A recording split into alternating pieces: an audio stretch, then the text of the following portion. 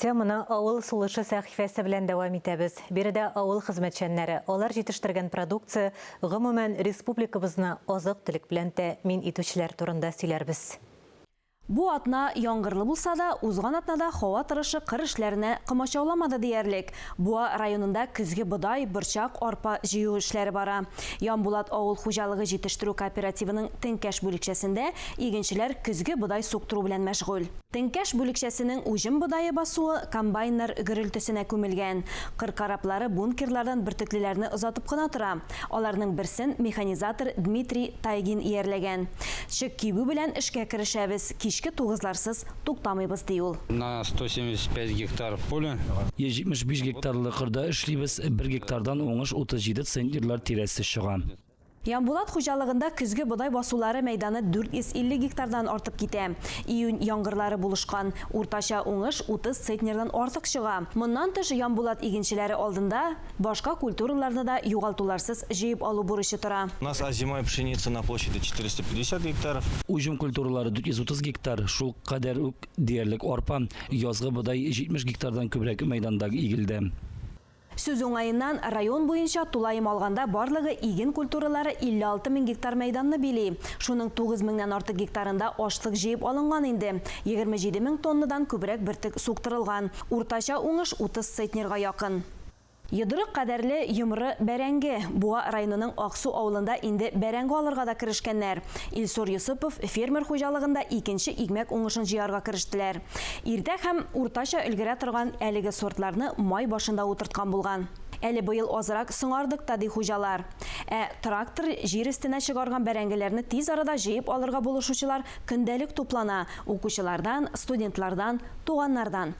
Бүген алар 17. Май-июнь салкыннары тимичә калмаган билгеле. Аның каравы яңгырлар булып, ясалма сугарырга туры килмәгән. Уңышны урнаштыру мәсьәләсе дә хәл ителгән.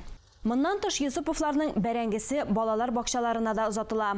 Уңышны күпләп сакларга калдыруны планлаштырмыйлар. Сүз уңайыннан алар биләмәсендә әле кишер һәм чигендер басулары да бар.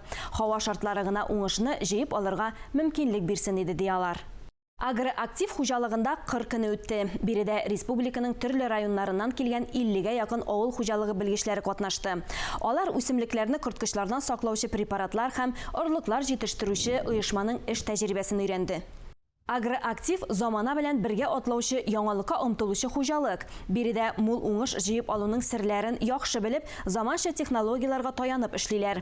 Әлеге максатта хуҗалыкта 22 гектарда тәҗрибә мәйданчыгы да оештырылган.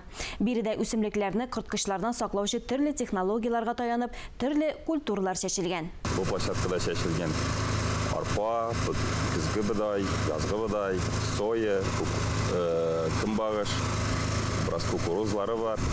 И алар монда чәчелгән төрле технологиялар белән. Төп сәбәбе бу площадканың ничек төрле технология, ничек уңышка бәйле. Биредә республиканың төрле районнарыннан килгән 50-гә якын авыл хуҗалыгы белгечләре катнашты. Алар арасында Тәтеш, Балык бистәсе, Ширмешән районнарыннан килүчеләр бар. Бу уже безнең 3нче ел бара. Монда аларның үзенчә севооборот, үзенчә алар эшкәртәләр, чәчәләр. Безнең хуҗалык өчен бу дәрәҗә, чөнки бөтен республикадан кешеләр килә, карый. Татарстанда умартачылыкны үстерү буенча программа проекты әзерләнә. Программаның төп максаты республика халкын сыйфатлы умартачылык продуктлары белән тәэмин итү. Кортларның сакланышын һәм аларның санын арттырырга кирәк. Умартачылык продуктлары җитештерү күләмен арттыру зарур. Бал кортлары авырулары буенча профилактик һәм ветеринар-санитар чаралар үткәрү дә мөһим. Корт үрчетү белән шөгыльләнә торган хуҗалыкларны исәпкә алу һәм паспортлаштыруны да җайга салу ниятләнә. Бурычлар арасында пестицид һәм агулы химикатлар куллану нәтиҗәсендә бал кортларының үлүенә юл куймау буенча профилактик чаралар, баллы культураның мәйданнарын арттыру. Әлегә авыл сулышына бәйле яңалыклар шулар иде.